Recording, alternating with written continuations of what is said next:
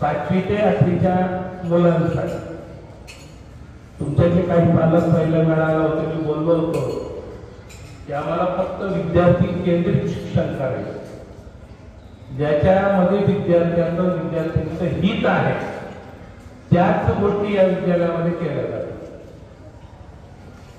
विद्यार्थी कसा घडेल एवढाच आमच्या सर्वांचा हेतू आहे.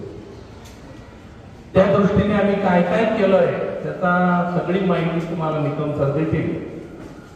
तत्पूर्वी हा मेळावा घेण्याचं कारण असं आहे की आता इथून पुढे पालकांचा पण आम्हाला सहभाग हवा. 5वी ते 8वीचा निदान सकाळी 1 तास आणि रात्री 1 तास आपला मुलगा आपली मुलगी काय करते, कसा अभ्यास करतो किंवा त्याच्या अभ्यासात तुम्ही सहभागी व्हावं अशी आमची इच्छा आहे. आमची म्हणण्यापेक्षा शासनाची इच्छा आहे. बऱ्याच वेळा होता असं की आम्ही जेवढे विद्यार्थ्याला ओळखतो तेवढे आई वडील पण ओळखतो 4-5 तासाच्या सहवासात. पण माझ्या वैयक्तिक 30 वर्षाच्या सर्व्हिसमध्ये माझा अनुभव असा आहे की समजा 10 पालक भेटायला आले तर 5 किंवा 7 पालक मान्य करतात की सर तुम्ही माझ्या मुलाबद्दल मुलीबद्दल बोलले त्याचा मी विचार करतो आणि खरं आहे. 50% जास्त पालक असं म्हणतात की माझाच मुलगा खरा आहे आणि माझीच मुलगी खरी. ही वास्तवता आहे, मी तुम्हाला दोष देत नाही.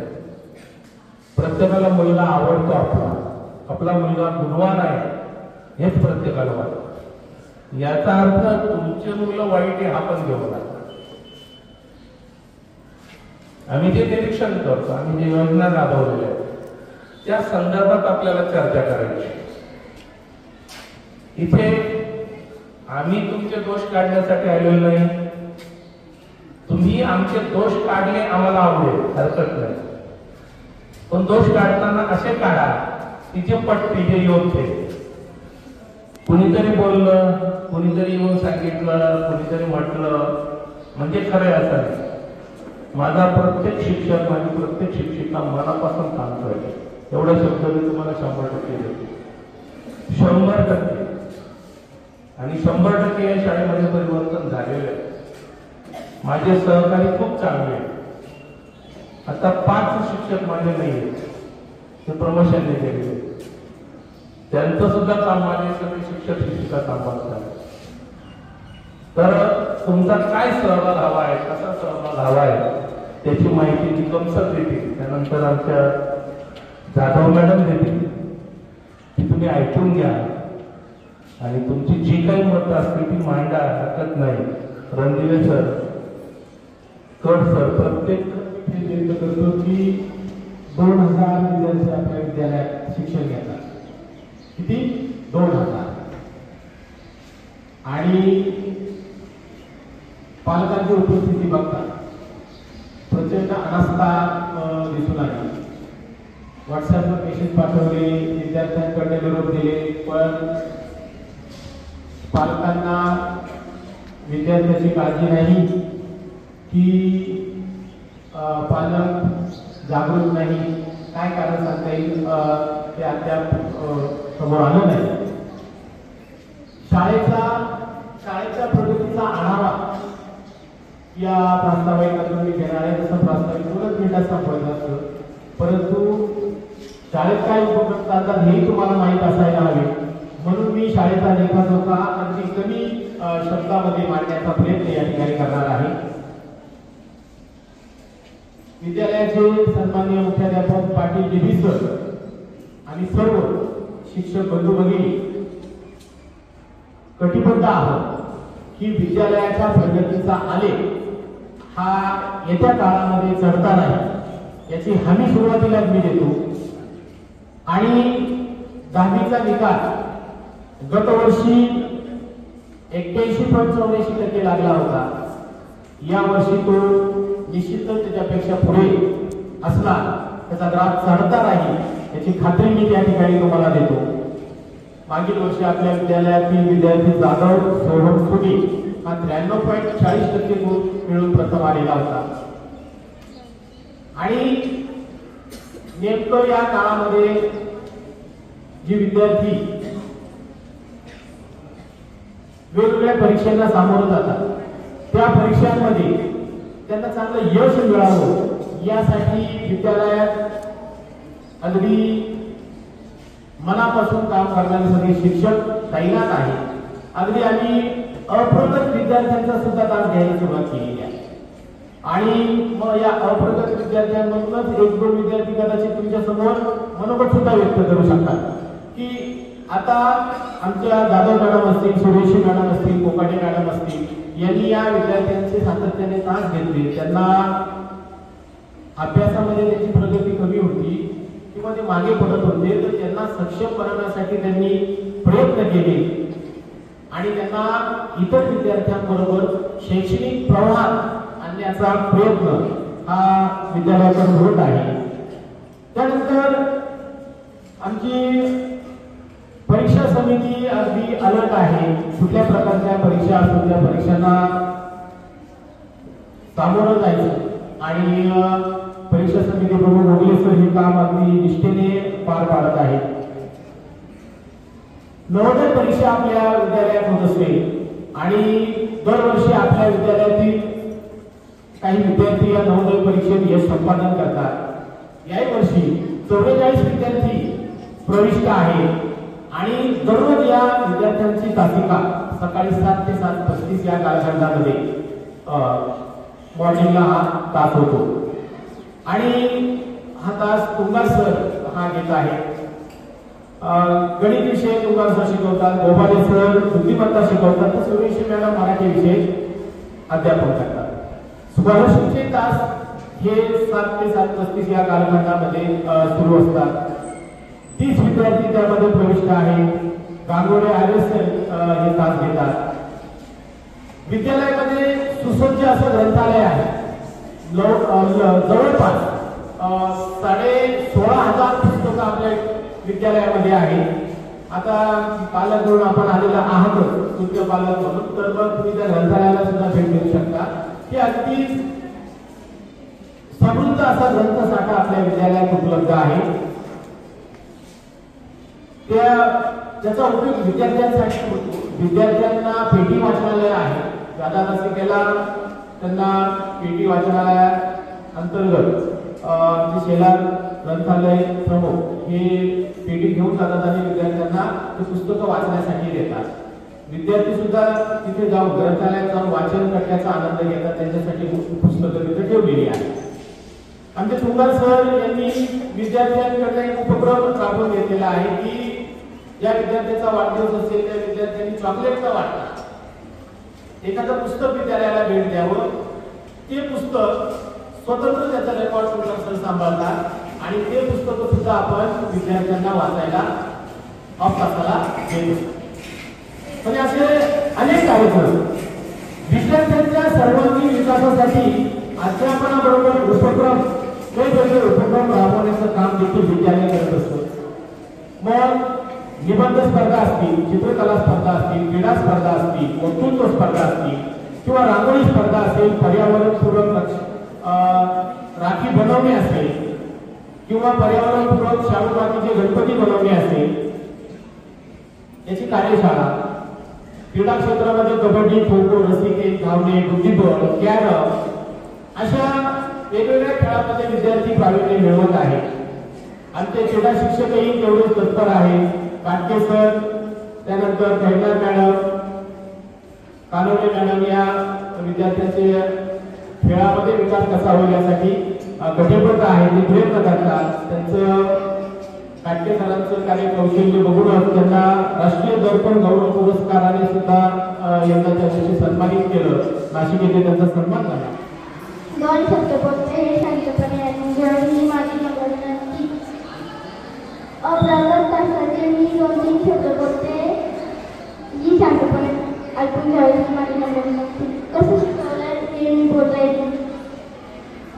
अप्रगत तासाला आई शिकवली, मराठी शिकवली, इकॉनॉमिक्स शिकवले, कथेचे आणि गाथा उच्चारण म्हणून आम्ही पुढे गेलेलो आहे. यांच्यामुळे आणि खूप आभारी यांचे. एवढे बोलून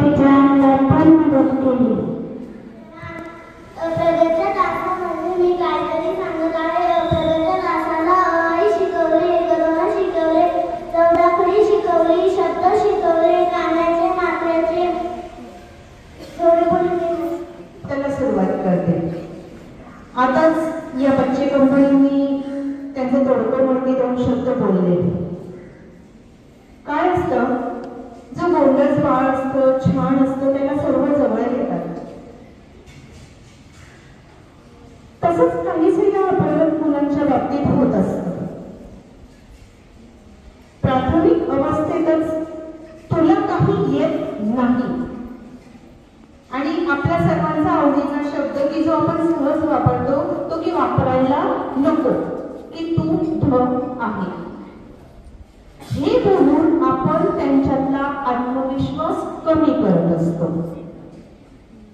तुला येऊ शकतं, तू करण्याचा प्रयत्न कर, हे सांगून आपण त्यांना पुढे आणण्याचा प्रयत्न करू लागलेलो आहोत. सर्वात महत्वाचं म्हणजे सर्व विद्यार्थ्यांचा बुद्धिमत्ता हा सारखा नसतो. तुला 90% मिळाले म्हणून तुलाही मिळालंच पाहिजे ही तुलना नको.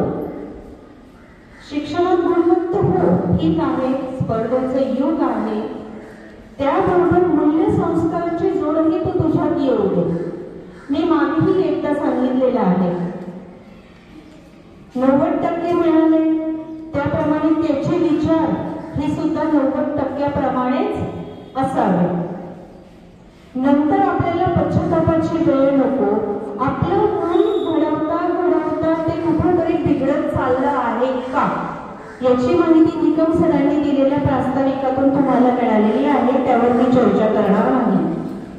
माझा जो मूळ हेतू आहे तो पॅट परीक्षेसंदर्भात की जी आता 10-12 दिवसांवर येऊन ठेपलेली आहे.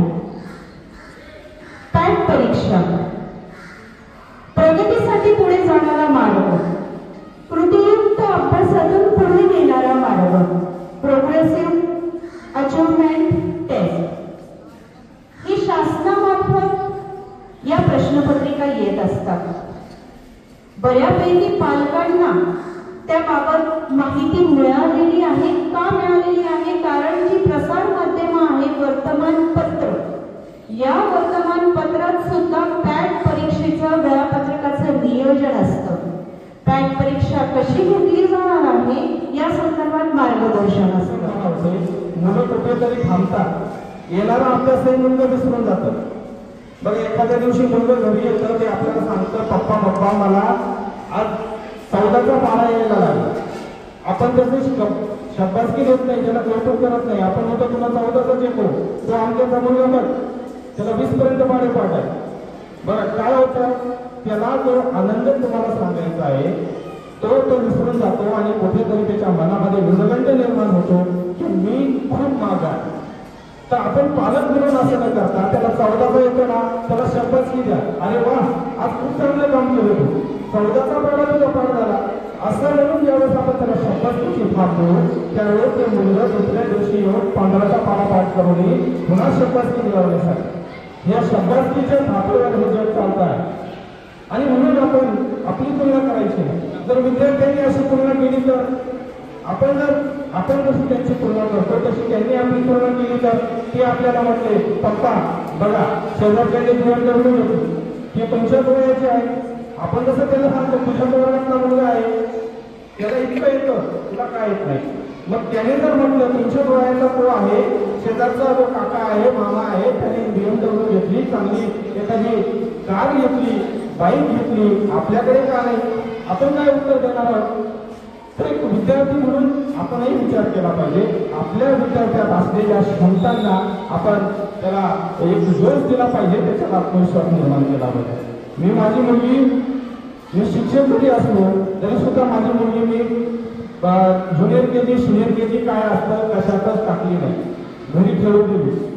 पहिलीला डायरेक्ट बालवाडीला गेली, दररोज जायची, मस्त भात खाऊन यायची, शाळेतून घरी यायची, आनंदात खेळायची.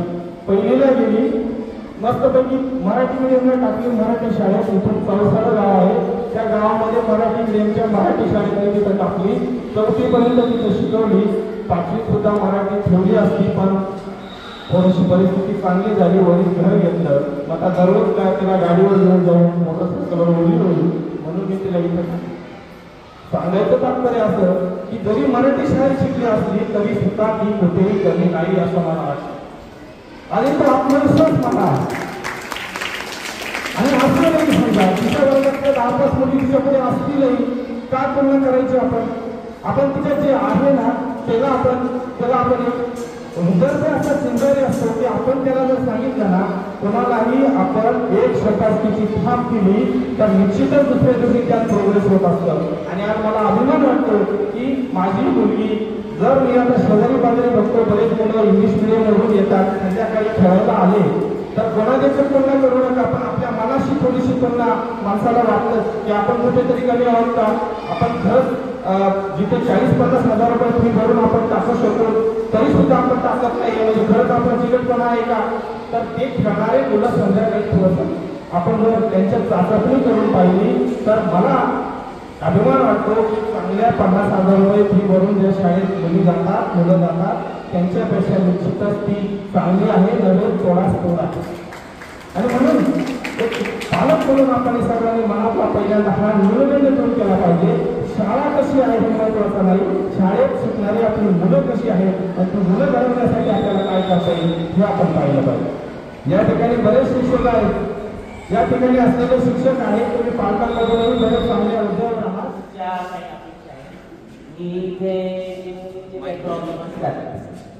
त्याकडे दुर्लक्ष केलं जातं. म्हणजे 5वी ते 10वी पर्यंत सगळ्याच विद्यार्थ्यांना काही ना काही प्रॉब्लेम आहे, पण मेन प्रॉब्लेम जो आहे त्याकडे दुर्लक्ष करू नका. कारण माझ्या निदर्शनात आलेलं आहे की आता मी बोलता नाही होते म्हणजे 3 महिन्यातून सॉरी 1 जागी त्रैमासिक. याच्यामध्ये कारणच आहे काय की शासनाचं जे धोरण आहे की पालक विद्यार्थी आणि शिक्षक यांचं असलेलं जे बाउंडिंग आहे ते कशा पद्धतीने आहे, म्हणजे या ज्या शंका कुशंका आशंका विशंका या अनेक प्रकारचे काही मुद्दे आहेत हे मुद्दे शाळेचे विद्यार्थ्यांच्या मार्फत आपल्यापर्यंत आणि आपल्याकडून शाळेपर्यंत काय पोहोचलं किंवा काय पोहोचलं नाही हे आपल्याला कळलं पाहिजे. म्हणजे हा त्यामागचा मुद्दा होता. आणि महत्वाचं निगम सर एक सांगू इच्छितो की दप्तरमुक्त शाळा काही ठिकाणी चालू आहे, म्हणजे एक शनिवार काहीतरी आहे त्याचा दर महिन्याचा असेल किंवा काय असेल तो तर तो एक आपण जर असेल तर चांगलंच आहे. आणि एक आनंदी शनिवार म्हणून काही आहे. आता आनंदी शनिवार यामध्ये काही अनेक प्रकारचे खेळ असतील किंवा या प्रकारचे काही आहेत प्रकल्प शासनाचे ते आपण ते बघा. येस. आणि दुसरं आहे की महत्वाचं यामध्ये अजून एक या पत्रामध्ये सांगितलेले मी पत्राचा एक मुद्दा वाचतोय. मुलांच्या शिकण्यात सहभाग देऊन ते म्हणजे त्यामध्ये पालक सभेतून हा मुद्दा निश्चित करण्यात यावा. तरी शाळेतील स्तरावरील राबवित असलेल्या विविध उपक्रमात देखील त्यांचा सहभाग निश्चित करण्यात येईल असं गृहीत धरण्यात आलेलं आहे. शाळेचे पालक म्हणजे शाळेमध्ये पालक सभा घेऊन आई वडील नातेवाईक किंवा त्यांच्या मदतीने मुले हे गल्लीनिहाय अभ्यास करतील किंवा गल्लीनिहाय त्यांना अभ्यासाला बसवावं. मी पालकांना सांगतोय गल्लीनिहाय अभ्यासाला बसवावं. घरचा अभ्यास घरी पूर्ण करण्यावर त्यांचा भर द्यावा. मुलांचा अभ्यास घरी पूर्ण करण्यावर त्यांचा भर देण्यात यावा. तसेच पालकांच्या सहभागातून करावयाच्या अभ्यासात्मक उपक्रम शिक्षक वेळोवेळी घेत राहतील जेणेकरून पालकांच्या मुलांच्या शिकण्यात सहभाग होत आहे हे निश्चित करण्यात येईल. म्हणजे याचा अर्थ असा होतो की प्रत्येक 3 महिन्याला जी सभा होईल त्या सभेमध्ये प्रत्येक मुलं आणि त्यांचे आई वडील शिक्षक यांनी त्याचा आढावा घ्यायचा आहे की तुमचा विद्यार्थी किती शिकतो, काय शिकतो, कसा शिकतो आणि कितपत योग्य आहे हे सगळं त्यामध्ये शिकवलं जाणार आहे, ठरवलं जाणार आहे. त्यामुळे सर्व पालकांनी आता जरी पालक इथे उपस्थित नसले तर महत्वाचा मुद्दा असा आहे निकम सर की थोडा वेळ जो होता जरी मी मान्य करतो की पालक नसले आज मागच्या सभेला बरे होते आज थोडे कमी आले आहे सूचना देते. तुम्ही सर्वांनी असे गृहीत करा तर 3 पेट्या बसवल्या आहेत तर त्याचा लाभ घ्यायचा आहे तुम्ही प्रत्येकाने. ठीक आहे. एवढ्या सूचना होते माझ्या मी जास्त बोलत नाही आता. ठीक आहे. धन्यवाद. आणि बोलण्याबद्दल संधी दिली त्याबद्दल रणदेव सरांचा आभार मानतो. मला की पालक शिक्षक संघ त्यांना चांगलं बनवले त्यांनी मी अहवालाची मागणी असते दरवेळेस सर कारण की कागदावर नकोय मला प्रत्यक्षात दिसलं पाहिजे. त्यामुळे रणदेव सर आपले आभार मानतो. आपण एक पालक शिक्षक संघ मी जेव्हापासून आहे तेव्हापासून अतिशय सुंदर हाताळत आहे कारण की त्यांनाही तरी टेन्शन येतं तुझे सर म्हटलं काहीतरी होत आहे त्याच्यामुळे त्यांच्या चांगल्या पद्धतीने ते सुद्धा हाताळत आहे. मी पुन्हा एकदा थांबतो. मी शाळेचे मुख्याध्यापक आणि मुख्याध्यापक यांना मागे काही दिवसापासून एक विनंती केली होती तर आपल्या शाळेमध्ये खूप चुकीचं काम होत आहे. चुकीचं काम म्हणजे असं आहे की बाहेरील मुलं हे शाळेच्या ग्राउंडमध्ये येतात. मागे काही 15 दिवसापूर्वी किस्सा झालेला आहे. त्यामुळे सर्व मुलांनी जे काही गोष्टी होत असतील या पालकांपर्यंत पोहोचवावे. त्यानंतर आणि आपल्या वर्गामध्ये जे मच्छर असतात त्याच्यामुळे मुलांना खूप त्रास होतो. गोष्ट कधी कधी मुलांना आहे का वर्गामध्ये मच्छर आहे का? हा तुम्ही सरांना का सांगितलं नाही? हा सरांना का सांगत नाही? तुमच्या शाळेमध्ये तक्रार पेटी आहे का? तक्रार पेटीमध्ये अर्ज का केला नाही? हा तुम्ही कोणाला घाबरता? घाबरता कोणाला तुम्ही?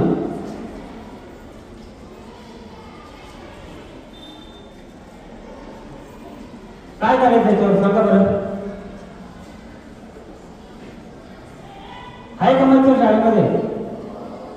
मग काय करायचं? फॅन चालू आहे का शाळेतले? हा लाईट आहे का शाळेमध्ये? ग्राउंडवर बाहेरची मुलं येतात का? येतात का? आवडतात? हा येत नाही मुलं? बाहेरची मुलं येत नाही का? मुलींना सांगा येतात का मुलं? हा आता मुलांमध्ये मुलं आले म्हटलं मुलं नाहीच म्हणणार आहे. हा तो त्रास मुलींनाच होणार आहे ना. बरं शाळेचं स्वयंपाकघर कुठे तुम्हाला माहिती का? तांदूळ निवडतात का तुम्ही? निवडतात का? त्या स्वयंपाकघरामध्ये तांदूळचा म्हणजे तिथं ते तांदूळ निवडतात ते तुम्ही बघितलं का तिथं जाऊन काय? तिथं कॅमेरा आहे का? आहे कॅमेरा? तर तिथं फक्त त्याच्यात कॅमेरा लावा. माझ्या निदर्शनास आलेलं आहे तर तिथं ते तांदूळ फक्त कट्टा खोलतात आणि टाकून देतात. सर मी सांगते. हा मी पण शिजवते तिथे. हा म्हणून मी काय म्हणतो मी तुम्हाला दोष देत नाही. दोष नाही हा सांगत. मी काय म्हणतो तुमच्या स्वयंपाकगृहामध्ये ऐका ना ताई एक मिनिट तुमच्या स्वयंपाकगृहामध्ये कॅमेरा आहे का? कॅमेरा नाहीये. हा, मग इकडे ते आहे. कॅमेरा इकडनं नाही. दिसतं सर.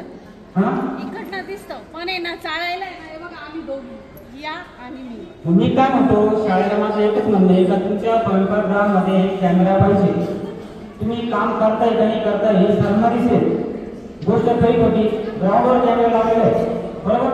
ग्राउंडमधल्या सरांना सगळं दिसते मुलं काय करताय काय नाही करत.